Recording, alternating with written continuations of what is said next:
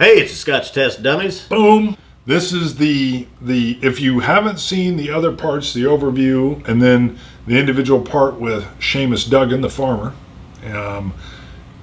go watch those. But this is going to feature Mark Reynier, the man. I think this is going to be about an hour long too. But we're just gonna. This is a. It's mostly him though. It's You ask. I think we asked 2 questions. Maybe a few more.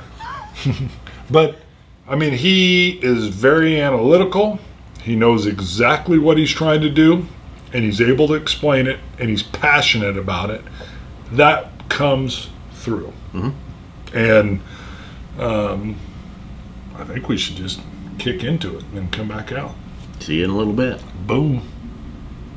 Gentlemen, good morning. Good morning. Good morning. Lucy.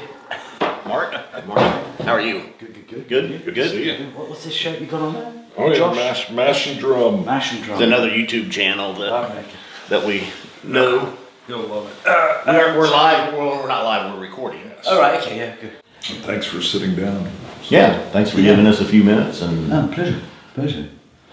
let's talk about. I'll tell you right off the bat. We rode in the car from Dublin Airport out here. Yeah. And you started hitting just real, kind of your thoughts on the selection of barley. If you don't start with good barley, barley is king. You know, start with good barley. Yeah. I mean, it's not rocket science, is it? We're dealing with the most flavoursome, rich grain in the world, barley. That's why we use it. You know, that's why we don't use corn. Because this climate and this, historically, barley grows much more favourably than corn. Most corn is imported into Ireland. So we're blessed with this very flavoursome grain, which when you distill it produces malt whiskey with all that flavour and intensity of flavour. Quite often too much flavour for people, which is one of the reasons why blended whiskey was so successful, because you could tone down that whiskiness, diluting it into a maize-derived, column still spirit. What we're dealing with, almost the emphasis changed. In the old days, if you go back to the 19th century, these were small farm distilleries that evolved out of one-man band clandestine distilling. Guys that were quite good at it went, right, okay, we'll go legal, and started as little farm distilleries. Basically chucked the cows out, carried on with put in some stills. And then, those evolved, those successful ones evolved into bigger, more important distilleries. And then you had purpose-built distilleries like Bruichladdich. On Islay, I know you're going to Ireland, you can see this progress. You can go from something like Lagavulin, Lefroy or Ardbeg, which were farms, and you look at the stills. You can see the history there. Shoehorned into a buyer when the guy decided to go legit, and then of course over the years, bigger, purpose-built still houses were added, or whatever, and then you go to somewhere like Bruichladdich or Brunehaven, both built in the same year. Built as purpose-built distilleries. This is what we're going to do. We're not going to shoehorn stills into stables. We're going to build a big fuck-off distillery. And then you have, of course, more recent things like Coilila, even the new Ardnahoe, deliberately built as distilleries.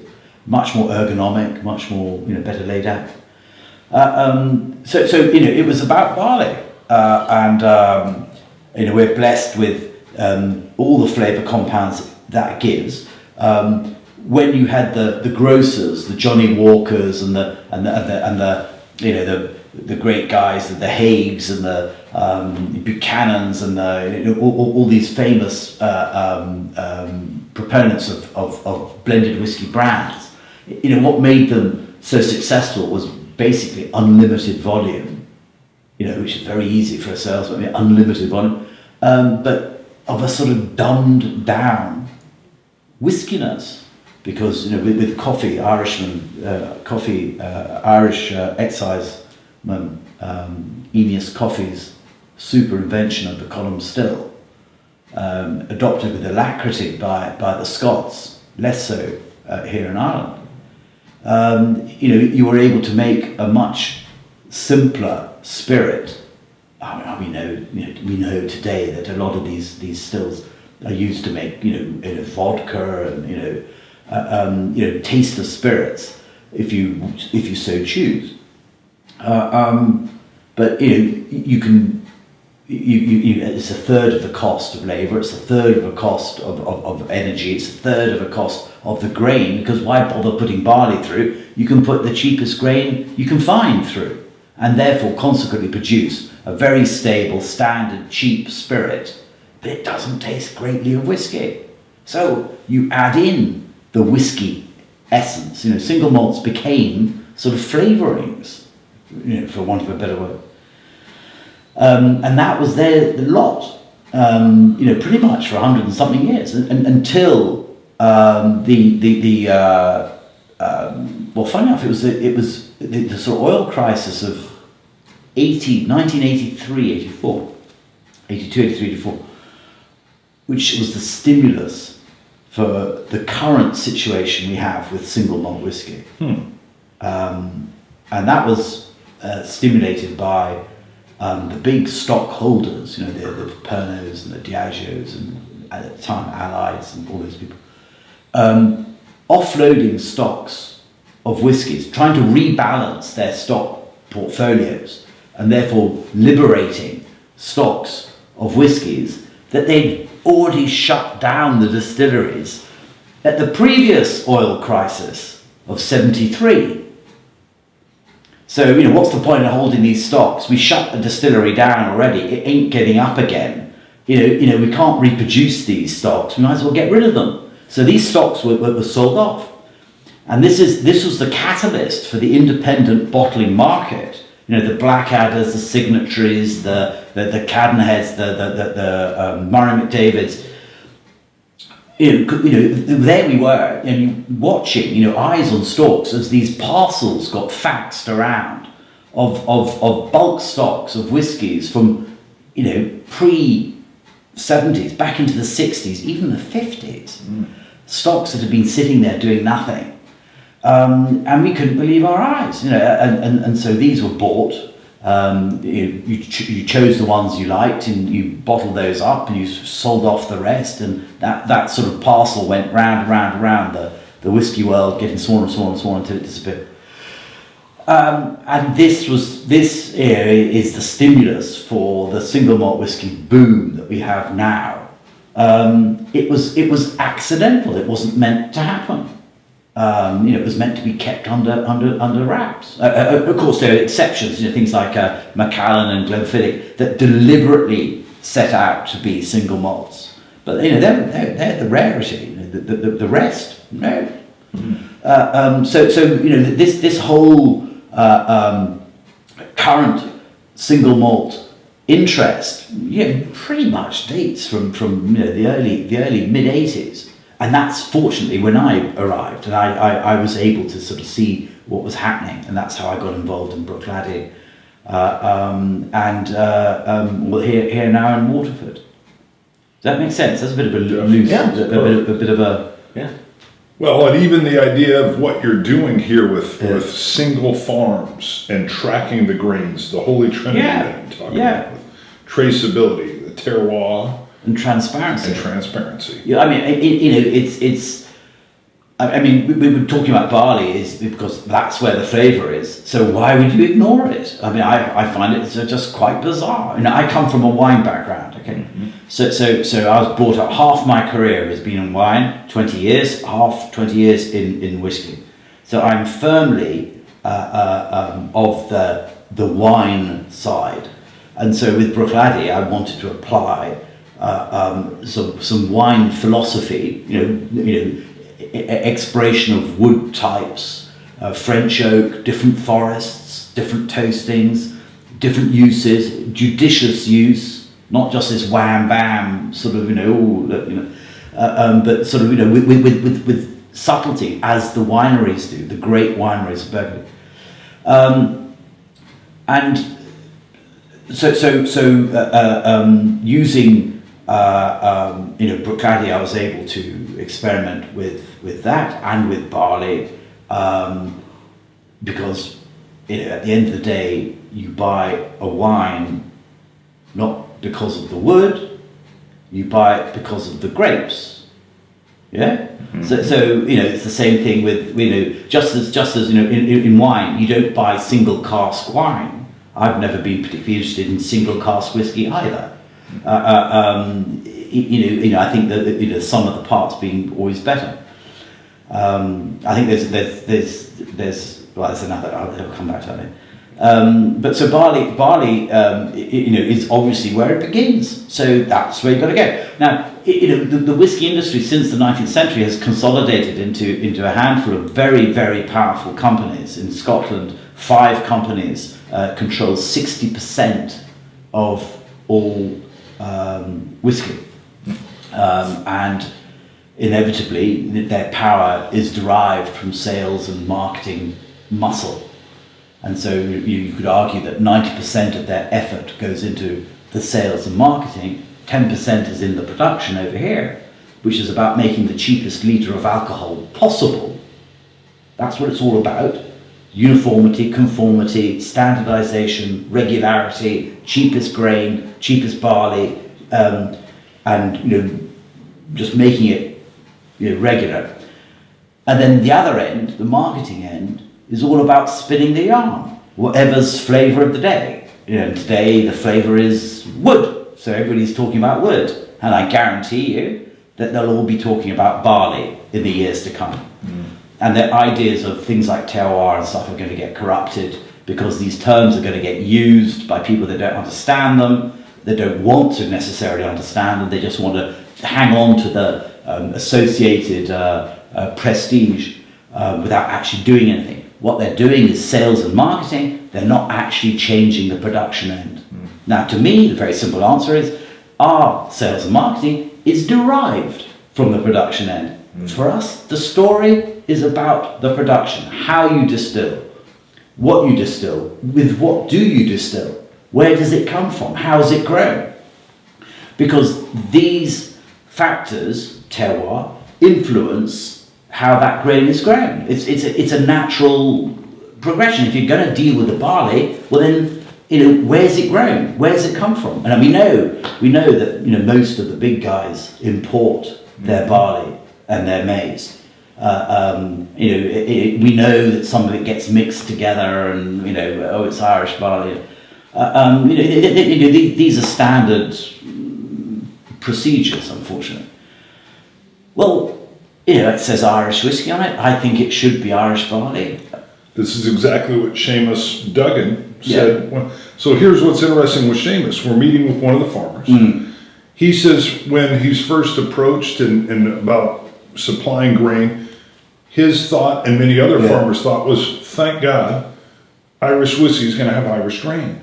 But he didn't think his farm or even a field would taste different from another field. He said, we thought, and he is a full convert now. Yeah. Because we sat there and tasted it. There's a huge suspicion, a huge suspicion.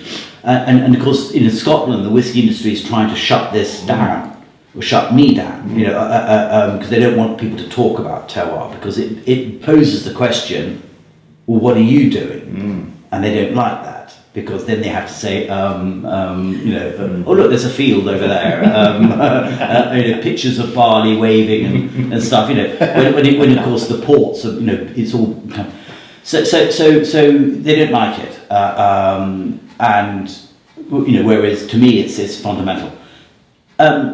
I think one of the when we first put this into practice, albeit not as effectively as we've done here at Bruichladdich, when you persuade a farmer, full of suspicion. Farmers are always full of suspicion, to grow grain. They hadn't grown grain for 100 years since the First World War, when a lot of these young farmers didn't come back, and it was hard to persuade. Bit by bit, we were able to do it, and we would invite them down at Christmas time, and we'd give them each one, a sample of their own spirit from barley grown on their farms, and you knew that you'd provoked something when you got two big burly farmers arguing with each other about whose was better, and you've hit gold. And to start with, they'd all quite sniff them and go and then of course what's yours like? And then it was like, well, but you and I remember we were both sowing the same day, but how come these are? They smell. How come? You're down by the sea there. It's a bit sandier, and my soil's a bit further. It's more peaty. What you do, you get them rationalising terroir. They're talking terroir. But if you mention this fancy, pompous French word terroir, people go, but that's what they're doing. Farmers know what terroir is. They just don't call it terroir. They call it farming. Gardeners know what it is. They call it gardening. Any old deer knows that roses grow better on a south-facing wall, and sort of fuchsias and azaleas grow better in acidic soils, and harebells and this and that grow better on limestone chalky soils, and some heathers grow better on waterlogged soils, and cactuses grow better on sandy soil. It's not bloody rocket science, is it? That's terroir. That's one element of it. The fact that soils impact on how that plant grows, microclimates, exposure, topography, all these things constitute this sort of French word. The trouble is there is no English language direct equivalent of terroir. That's the problem, and so therefore it's a bit of a loose cannon, and therefore that is why it will be corrupted, because it's quite easy to corrupt it. So you grow barley on different soils.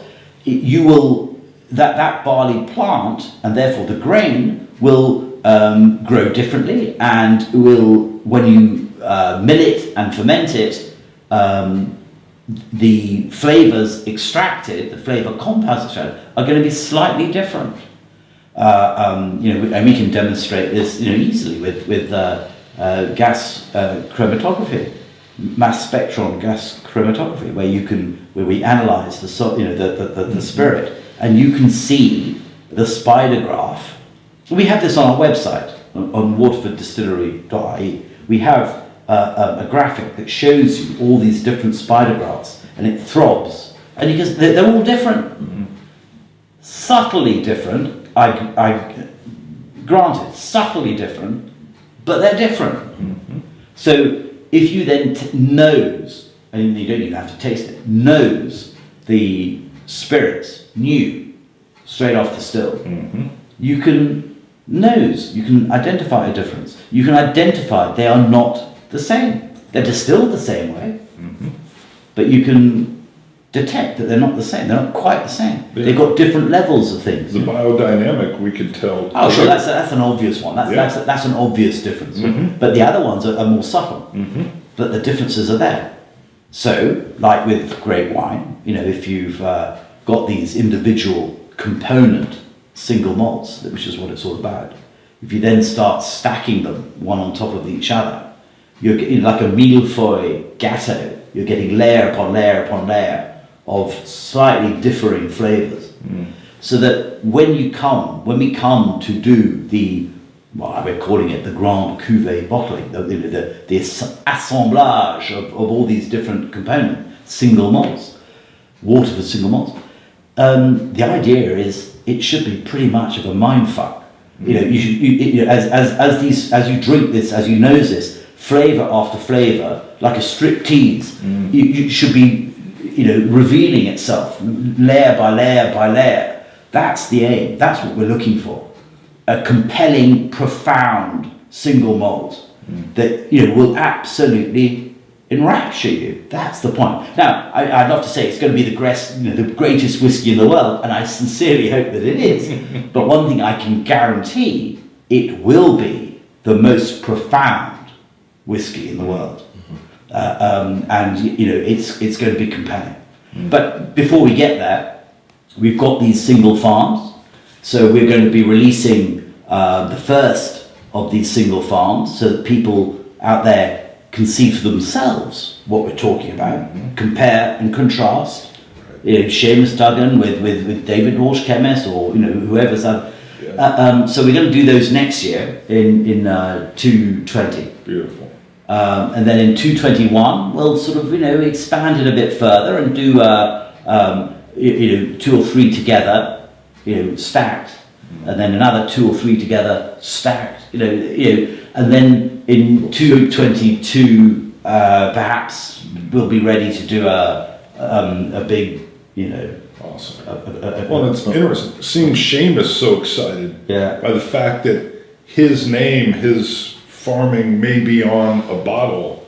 Well, it's just, no he took it guarantees. to a pride level. He said farmers are taking pride Yeah. in it Well, now that is- because that they is, they right. can see the end product. They know that that's it. Yeah. Farmers come in for a lot of stick. And particularly here in Ireland, where if you drink beer, it's Guinness.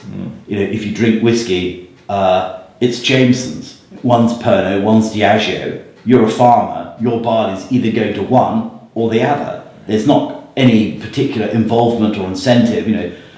And so what we're saying is, we want these individual farms. We have 40 of them a year, and they, it's a bit like a Premier League. Some come into that league. Some are relegated.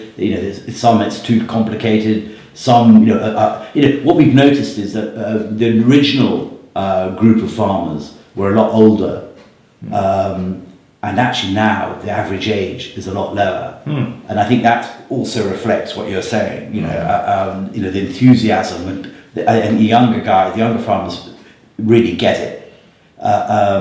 The wily old guys, well, it was fun, but actually it's a bit too much like hard work.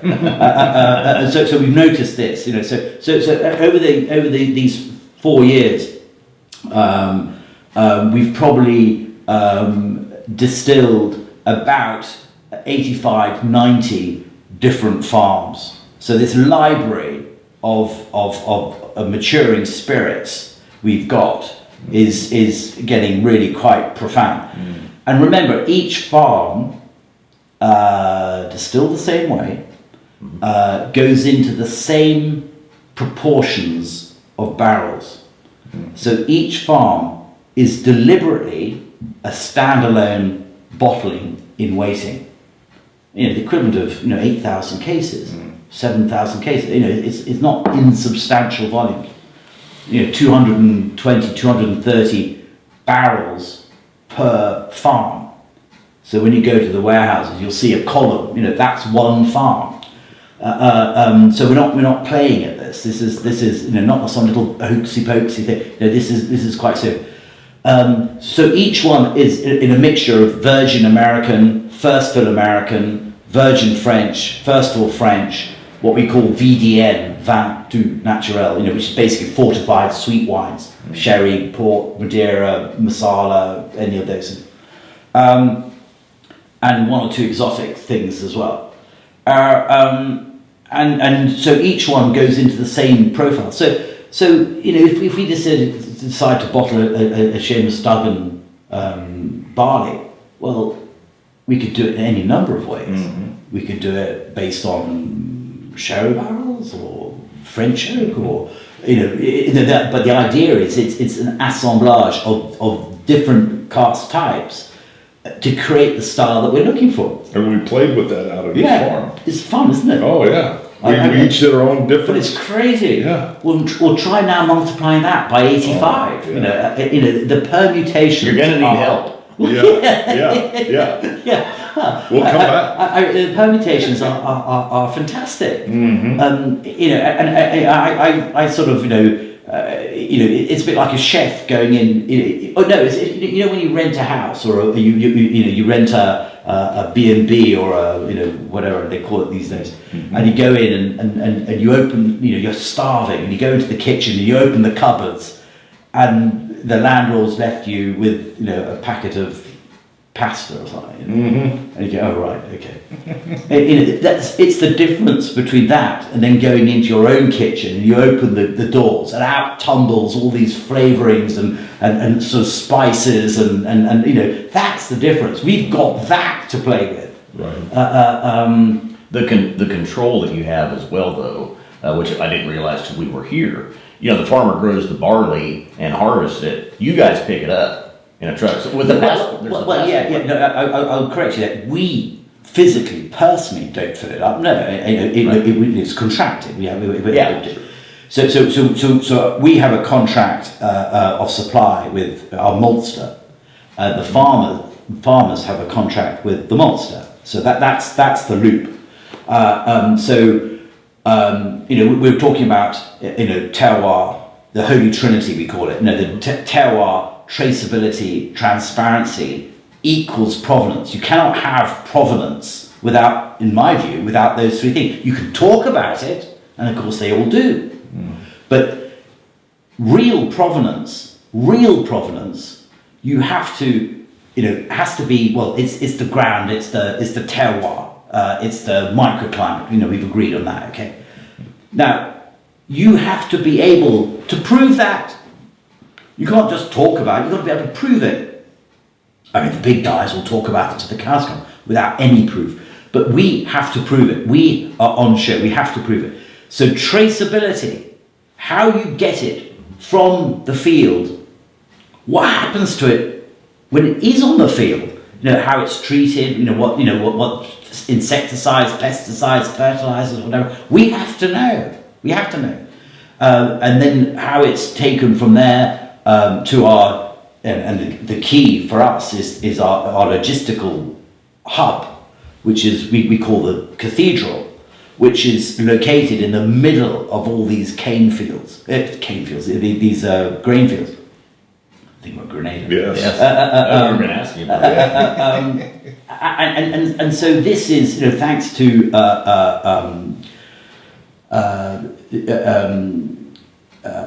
Kilkenny, we've got this cathedral divided into 40 bins. I don't know if you've been there yet. Which is an appallingly lax use of space, but divided into 40 bins, each one taking a single farm. So from that farm, it's harvested during the day. It's delivered 3 tractors, trailers worth to the Dalton brothers, which is the guys that really have made this all possible for us. We have our dedicated dryer, an Alvin Blanche dryer. So it is dried overnight and it's in the bin, its own bin, by next morning. So each one has its own bin. And remember, off the field it's about 130 tons. And then, it's safe. It's aerated, it's safe. We can then draw down on it after it's had its period of senescence, where it sort of basically goes to sleep, winter time, and then springtime it's all right, ready to go. We then draw it down to the malting house where we have our own dedicated section of minch malts, old 1960s malting. It's a whopping great modern malting, but alongside, tucked away, is this old Vickers bobby malting. So we have one part of that dedicated to us, which we use. It's then malted and then brought down here. We store 3 farms at a time here. It takes roughly 10 days to go through, from fermentation and distillation before barreling, where it's warehoused at Ballygarran, which is half a mile from the sea behind us here. But then you do the one farm, and you go in and you clean everything. Oh yeah, sure. Yeah, Sterilized, sure. cleaned up, and ready for Farm, the next farm. one after the other. And when you go from organic to biodynamic, whatever, we have a library of faints which you need to charge the still each time. So those get changed when we go from single farm to organic to biodynamic to whatever. And of course, all this traceability results in essentially 5 computer systems: the farm computer system, the cathedral system, the malting system, the distillation system, and the warehousing system. So we've built our own software that brings all those together. So we have it all, inside leg measurement, everything about that barley, who grew it, how it was grown, where it was grown, on what it was grown, what was the weather like, what was the harvest like, what was the fermentation, everything. And of course, this sort of level of detail, we'll share it. We'll happily share it. Once you've sort of thought of, how much to share and what to share, and whether it's at academic level, whether it's sort of serious anorak level, whether it's sort of fan level, whether it's consumer level. We haven't quite worked that one out yet, but we don't want to bore people with it. But it is intriguing, absolutely intriguing. Last year, 2018 was a very difficult harvest. Very difficult. We had a very wet winter. We had a snow and wind and ice in springtime. Ideal harvesting time. We were under snow. Then we had torrential rain, and then we had a drought, which is sort of in Ireland. You don't normally expect that. So it was a very difficult harvest. This year, 2019, so far, touch wood, fantastic. A dry winter. A very dry spring. The guys were out farming, sowing in some cases in February, and of course the longer the growing season, the better the barley.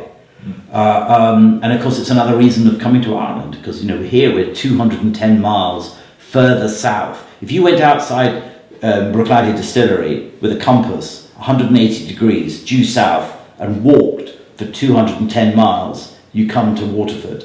It's absolutely on the same, latitude, but crucially 210 miles further south. So the barley has a much more beneficial growing season down here, and we will harvest normally early August, which is 6 weeks earlier than up in Scotland in many cases, at least a month, 6 weeks earlier. Yes, so getting onto the ground early is very important. And the longer that growing season, it's the same for grapes, the longer the growing season, the better. Short growing seasons ends to volatility, and it's never that good. So the longer the season, the better things develop. So 2019 is looking like, so far, touch wood, a really good growing season. Of course, now the question will be drought, whether there's enough rain. So the grain doesn't get too stressed, but so far so good. So that's traceability, and then of course there's no use having traceability if you can't have transparency. In other words, you've got to prove it. Not only prove it, you've got to show it. So you've got to have it, terroir. You've got to prove it, traceability, and you've got to show it with transparency. That's the nature of our game. That is provenance. Perfect. Love it. Phenomenal. Now, I think we're probably about ready to get interrupted by Grace. She's Right. going to be doing her job. There's probably time for one more question. I was curious, what can you tell us about what you're doing with rum in Grenada? Do you want to even get into? I've read a few things online.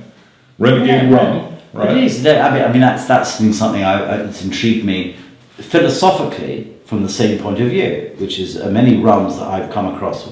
We did a similar thing, Renegade Rum, back in the day at Bruichladdich, after we got bored of doing independent bottlings of whiskey, Myron McDavid, well, first of all, we didn't need to do anymore because we had Bruichladdich, but also, the stocks, the liberated stocks we discussed earlier, were coming to an end. The good stuff, the old stuff had gone, all be used up.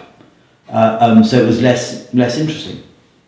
So we turned our attention to rum, which was pretty much in the same sort of pre-70s era, where there were stocks of deceased distilleries being marketed around that you could buy in bulk. And that was quite intriguing. End of an era sort of thing. Pre-colonial, colonial era distilleries that no longer existed. But equally, that sort of came to an end rather quicker, as those stocks disappeared, very, very quickly. And so mirroring Bruichladdich, well, what about getting our own stocks, buying our own distillery? Why didn't I do that? So a 10-year journey started, which again is almost exactly what happened with Bruichladdich. It took me 10 years to get Bruichladdich. A 10-year journey looking for a distillery. What is it, about decades? I don't know, but I'm looking to buy a distillery. And I travelled the Caribbean. Holiday time. I went to Cuba, to Jamaica, St. Lucia, Barbados. Before going to the Pacific, where Fiji, Mauritius, Reunion, and it was clear to me that it was in a far worse state than the whiskey industry. A lot wider spread nationality-wise. It wasn't just Scotland, Ireland. A lot of people make rum because molasses, the raw ingredient, is what 95% of rum is made from. But what's the fun in that? It's gloop. It's where's the provenance in molasses? You can buy it. You can sit at home and do it yourself. People do. It comes in blue drums. It's black treacle, basically, and you cook it up, and away you go. You've got some rum. Where is the provenance in that? Is that why we were finding rum was so dull? Because the only difference was distillation technique, whether you used a pot still or a column still. Wow. That's it. Surely there's more to it than that. So part of the philosophical journey here is how can you make a rum as profound as a single malt? Is it possible? Can you? And that's the question I'm seeking to answer, using the same principle that it's not about umbrellas and pirates and slick guys running down boardwalks and jumping into speedboats and it's about production. It's how it's made, not the machinery. It's about the crop. And instead of barley, we're talking about sugarcane. Now, we know that rum, has always had this sort of loose, sort of casual feeling. It's no surprise. It's a byproduct.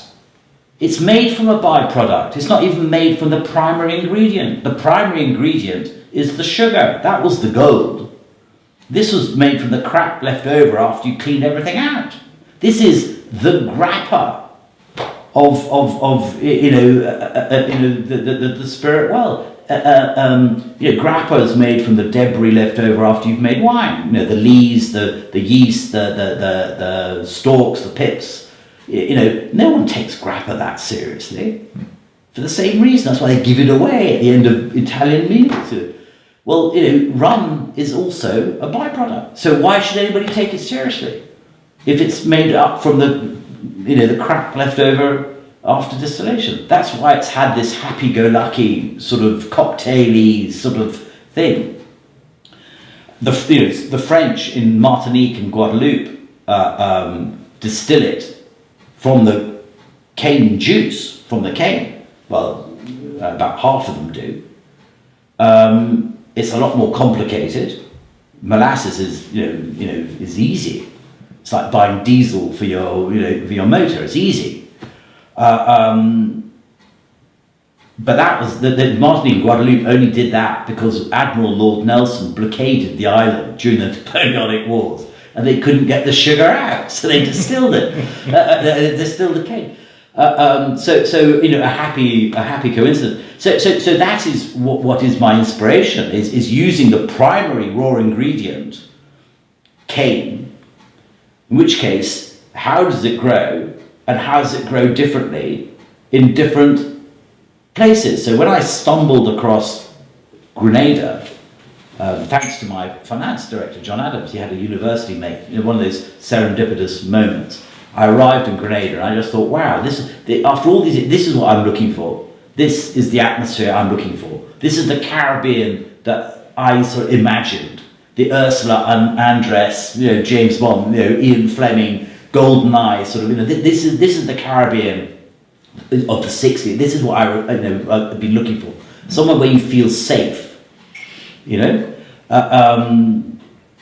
that was at the airport before you even get out.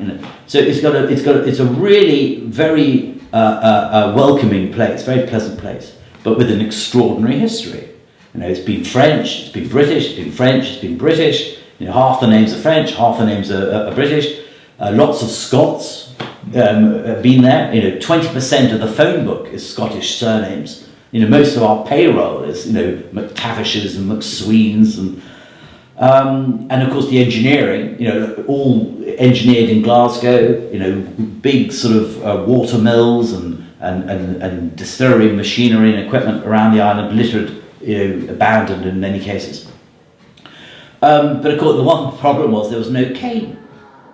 Around the island, no cane at all. So what are you going to do? Can we grow cane there? And of course, politically, there was no cane. Post-colonial, get rid of the cane, don't want this. And so the cane disappeared.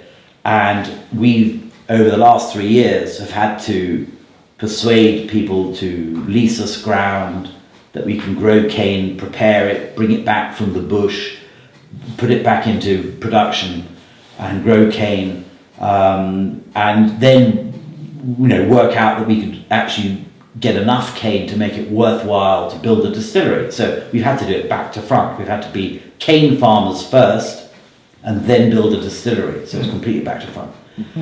And of course, what we've been able to do is plant up 300 acres along the east coast of Grenada in different soil types. It's a volcanic island, so it's volcanic, very fertile volcanic soils. Different altitudes, different slopes, different microclimates, in 3 major climatic zones on this one island, 5 different soils. And you can see how the cane grows. You can see how it's, visually, and in 3 or 4 months' time, we'll start distilling it. We will be built using with our knowledge here at Waterford, engineering-wise. We put together a sort of dream team of engineers, and we've been able to start with a blank piece of paper. How do you build a rum distillery in the 21st century without looking at what anybody else is doing? Because remember, a lot of these distilleries haven't been, they're from the 19th century, So technology's moved on, but these distilleries haven't. And a lot of them are environmentally conflicted. So we started with the wastewater. What do you do with your wastewater on a Caribbean island? How do you start with disposing of the vinasse, the cane equivalent of potash? How do you deal with that? So we started at that end and built the distillery backwards, using whatever blue sky, whatever can we think of? How can we? Distillation hasn't changed, the science of distillation. Some of the equipment has, but essentially the science hasn't changed. So how can we do this? How can we reinvent the wheel? And so the whole thing is based on the premise of a whopping great biomass boiler, which uses the bagasse, the pressed cane after the juice has been extracted, as a fuel to create steam to run the stills. So we have a pot still train, pot still and retort called an Adams still, and we have a very modern, very clever mini column still, which is where we can play lots of different tunes, and we also produce steam that goes through an ORC, nothing to do with Tolkien, organic Rankine cycle system, to generate electricity to run the distillery. So we're power self-sufficient on a Caribbean island. Something about islands, Ireland, Isla, in Grenada, all of them in the Atlantic. And so we're energy efficient, energy self-sufficient. We have dual systems all the way through. It's been hurricane proofed, earthquake proofed. I mean, a horrendous amount of money to do it. But this is the definitive distillery. If you want to know what a rum distillery should look like, this is it. And I throw the gauntlet down. If you go online and look for rum distilleries, you won't find many photographs because nobody really wants you to see them because they're pretty grim. Or they're huge, great ethanol plants, or this is the first. I believe the first. I'm told the first proper dedicated rum distillery. For decades. And it's good to be able to involve the guys here at Waterford, engineering wise, conceptually, to perfect and evolve this project, and it's good equally, with farmers here in Ireland. In Grenada, we are the farmer, so we've had to become the farmer too. So we have to kit ourselves up with all the right sort of machinery and stuff, and of course populate this company with local people, because that's how it should be. So in this Renegade Rum Distillery, we're employing 35 people. We have an all-female distilling team, very bright young ladies. We have 80 people in the farming side, Caneco, and we're hiring, as we needed, another 80 or so people.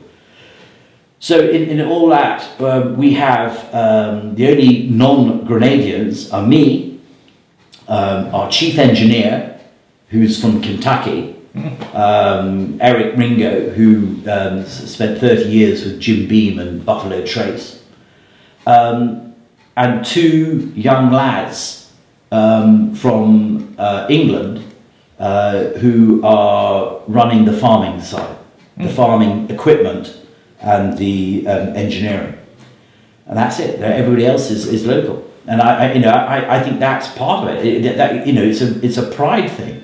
Nobody, you'll never find the right people. You'll never, it's not been easy, and it requires a certain different level of involvement. But it's how, as it should be. This is a Grenadian rum made from Grenadian cane by Grenadian people on Grenada, matured on Grenada, bottled on Grenada. That's what I believe we should be doing. If it's going to say Grenadian rum of Grenada, that's what it should be. I've had it up to here with all the smoke and mirrors, where people pretend, and they get away with it, and the consumer is none the wiser. Well, fine, you can say, well, more fool you going to this effort, but that's what I believe, and that's what I was brought up to believe, and that's the wine background in me, and that's where it's at. So what we say is what we do. So it's all based on provenance and proving it and showing it, and that's why we're very happy to, guys, that you to come and see what we're doing. There's no holds barred. There's no way you can't go. There's no questions you can't answer. There's nothing you can, I mean, all these guys here, you can ask them anything. There aren't any, PR lines. There aren't any, we mustn't tell them this, or we mustn't tell them that, or, you talk to them about this, all that manipulation. Well, hopefully you've seen, what you see is what you get. And when it comes to Waterford whiskey, which will be coming to America next year, the single farms, these are the small single farms, so they're sort of, we're calling them sort of like pathfinders, so they'll be roughly 4.5 years of age. The good wood policy that we've employed, it means that, and the good barley means, these are, as you've seen yourself, presenting themselves much earlier than we thought. So, tentatively we'll put out some of those single farms for you guys to compare and contrast and see the journey that we've been on and are going on, and you can share it too. I think if you're a whiskey drinker, I mean, this is the ultimate, the ultimate gig. If you're curious, if you're intrigued, if you're just happy with your regular stuff, fine. No, this isn't for you. This really isn't for you. This is for people that are interested in single malt whiskey and want to know, where do we go next? Where do we go next? You two sitting there saying, well, okay, I've got one farm, you've got another farm. Let's compare them. Let's see. Let's have some fun. So it's an intellectual proposition. So it's not for everybody. I accept. This is up here. This is for people that are curious, and hopefully. Hopefully there's curious people out there, otherwise we're fine. All right, well, Grace is here. I think We're she's here, to take you away. Phenomenal. Mark. Thank you for your time. Thank you. Good, pleasure, man. And Thank you. definitely Thank looking you. forward to the Waterford releases for Yes. sure and seeing. Yeah, Phenomenal. well, they're coming your way soon. Yep. Beautiful. All right. I love it. Scotch it, you Scotch guys. Sláinte. Dummies. All right. All right, you heard it. It was as you're sitting there listening to Mark talk, you can tell his brain is just it going. Right. You ask a couple simple questions, off you go to the races. You're not going to interrupt him. What he's saying is gold for what you're doing. I mean, you're interviewing going, wow. Yeah. Wow. What? You saw where I asked about Renegade Rum, so we got some history on That surprised Grenada. me. As busy as he is and getting Waterford running, watching what the going ons there. Yeah. And then he's going to start a rum Yeah, it's not enough. Is it a rum distillery? Yeah. From the ground up. Yeah, I mean, building including the farm with sugarcane needs. And much like Waterford, he believes in Irish whiskey is made by Irish people in Ireland with Irish products. Rum made in Grenada should be made by Grenadans. We're thinking they're Grenadians. With Grenadines. product grown on Grenada. Right. And so it's and not using molasses, using sugar cane. So that was all. Yeah. I was extremely interested in that. Yeah. But again, I think obviously Mark speaks for himself, and there's not much we even needed to add to that. Question here, answer. We should apologize for the mind. Oh, I love that part. That would have been on the front part. You don't want to say it again. I know. Yeah. Well, he said with an accent. It didn't even sound. Yeah, it'll make it right through the censors. The mind fudgery. And again, the iterations. You can see it's like a master chef that's sourcing the ingredients to make beautiful final dishes, kind of, and I can see that analogy is very good. A chef doesn't want to use poor ingredients, and that's where he's at. It's just taking him years to get the ingredients, and I can't wait to see how those come together. Anything else? No, that's it. Thank you to Mark and Waterford Distillery for inviting us over and taking care of us. Neil, and Eamon, and of course, Grace. Grace who and drove James. us around, and James. And the warehouse manager. Scotch it, you Scotch gods. Solancha. Dummies. Dummies.